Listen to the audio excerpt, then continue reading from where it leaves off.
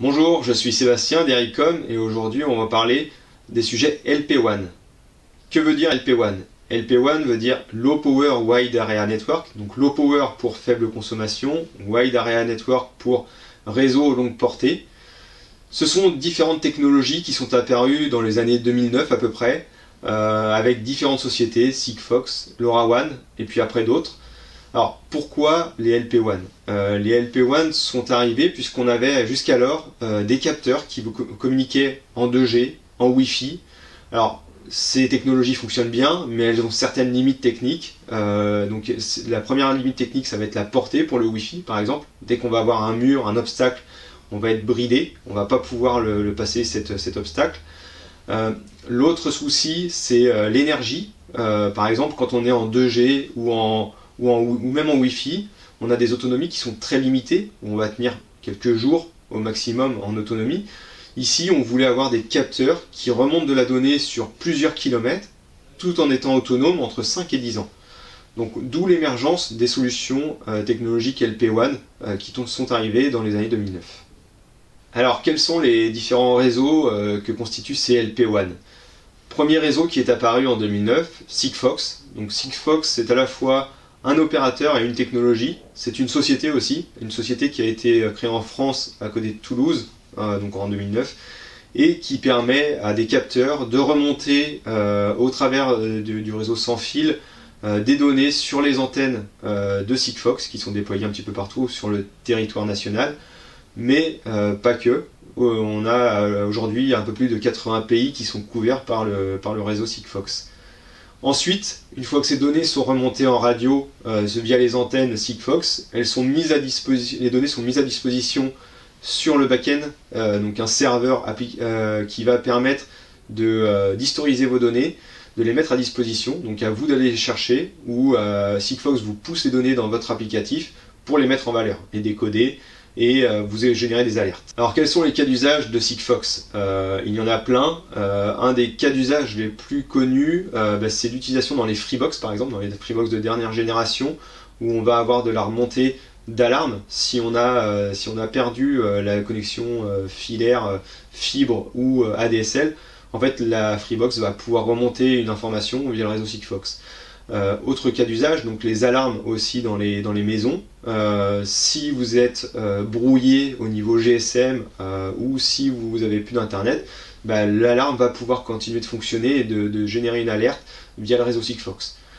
Des cas d'usage un peu plus industriels, ça va être des cas d'usage de remontée de télérelève de compteurs, de performance énergétique de bâtiments, etc., etc. En fait, les cas d'usage sont vraiment très nombreux sur Sigfox. Si vous voulez plus d'informations, n'hésitez pas à nous consulter.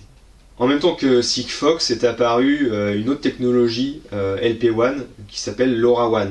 LoRaWAN, c'est un consortium de plusieurs entreprises en fait, qui ont développé un protocole de communication radio, longue portée, bas débit, faible consommation, qui se base sur la modulation LoRa. La modulation LoRa a été créée par une société française, Cicleo, qui a été créée dans les années 2009 à côté de Grenoble. LoRaWAN apporte un peu plus de choses que Sigfox au niveau technologique. Sur LoRaWAN, vous avez une adaptation de débit qui va permettre à votre objet, à votre capteur de communiquer plus ou moins rapidement en fonction de la proximité par rapport à l'antenne qui va relayer l'information. Et donc ça va avoir un impact sur votre consommation d'énergie, donc sur l'autonomie de votre capteur. Donc ça c'est un premier avantage. Le deuxième avantage, ça va être la communication descendante depuis le réseau vers votre objet. Donc vous allez pouvoir communiquer plus fréquemment dans ce sens et donc pouvoir reparamétrer ou lancer une configuration plus fréquente sur LoRaWAN. Dernier avantage, ça va être la possibilité d'avoir des objets de différentes classes, donc des objets qui vont être en classe A qui vont être en veille pratiquement tout le temps comme sur Sigfox et remonter d'informations périodiquement, mais aussi des objets en classe C qui eux vont être en écoute permanente, donc par contre ils vont être alimentés tout le temps et on va pouvoir les piloter pratiquement instantanément. Alors LoRaWAN existe en différentes architectures. Vous avez une première architecture qui est l'architecture opérée, un peu comme sur Sigfox, où vous allez avoir Vous allez prendre un abonnement chez un opérateur. En France, vous avez 2 opérateurs qui sont Obgenius, une filiale de Bouygues Télécom, et Orange, via sa filiale LiveObject, qui vont avoir une couverture nationale, permettre de remonter de la donnée de capteurs et mettre à disposition ces données sur leur serveur. L'autre solution, c'est l'architecture privée, où là, vous allez déployer votre propre architecture pour remonter l'information. Donc vous allez maîtriser la chaîne de valeur de bout en bout, en déployant vos capteurs, par exemple sur un site industriel, en installant vos antennes sur le toit des bâtiments pour couvrir toute la zone, et remonter ces données dans votre système d'information directement. Donc voilà, il existe différentes solutions, différentes architectures. Si vous voulez plus d'informations, consultez-nous. Suite à la sortie des technologies Sigfox et LoRaWAN, les opérateurs ont voulu sortir aussi leur propre solution.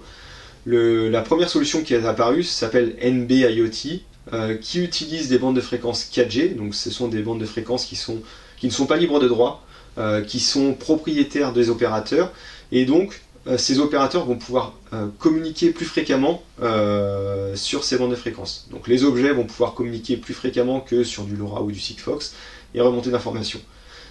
NB-IoT utilise le même principe que Sigfox, on parle de bande étroite, donc en fait c'est des communications très faible débit, mais très longue portée, qui vont pouvoir remonter de l'information au travers du réseau déjà établi des opérateurs. NB-IoT est opéré en France par SFR, donc si vous voulez des abonnements, il y a uniquement SFR qui propose ce type de solution en France.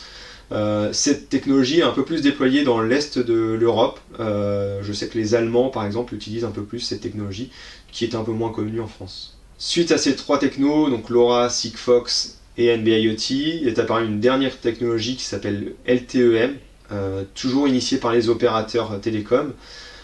Cette technologie permet, en plus des précédentes technologies, d'ajouter un peu plus de débit. Donc vous allez avoir des objets qui vont communiquer plus rapidement vers vos serveurs. On va avoir des objets qui vont être capables de faire des appels vocaux aussi. Donc si vous avez des travailleurs isolés, on va avoir des équipements qui vont pouvoir générer des alertes en cas de problème, de malaise, etc. et de faire un appel vocal vers cette personne. On va aussi pouvoir envoyer des SMS directement depuis ces boîtiers. Donc ces boîtiers incorporent une carte SIM pour communiquer avec le réseau mobile. Ça fonctionne sur le réseau 4G. En France, LTE-M est déployé par Orange uniquement. Donc si vous voulez des abonnements, il faudra passer par Orange en France. Alors on a vu qu'il existe donc 4 grandes familles de technologies LPWAN pour faire communiquer vos objets radio et vos capteurs. Vous pouvez, en fonction de votre besoin, de votre architecture, de votre cas d'usage, privilégier telle ou telle techno. On est là aussi pour vous accompagner, pour vous guider en fait sur les bons choix technologiques. N'hésitez pas à nous solliciter. On voit aussi que c'est un marché en plein essor, en pleine mutation aussi, puisque des petits acteurs sont apparus au début, comme Sigfox, qui est devenu maintenant un gros acteur. On voit que les opérateurs s'intéressent à cette technologie aussi, puisque ça grignote des parts de marché sur la partie 2G qu'ils utilisaient actuellement avant.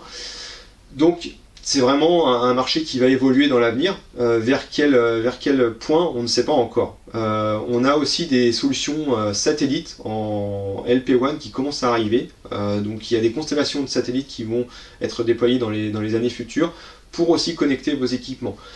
Donc on se tient informé tout le temps de ces technologies, on est en veille constante sur toutes ces solutions et on est là pour vous accompagner au mieux dans ces choix technologiques pour vos futures applications. N'hésitez pas à nous consulter. C'était Sébastien d'Ericom, on se dit à bientôt.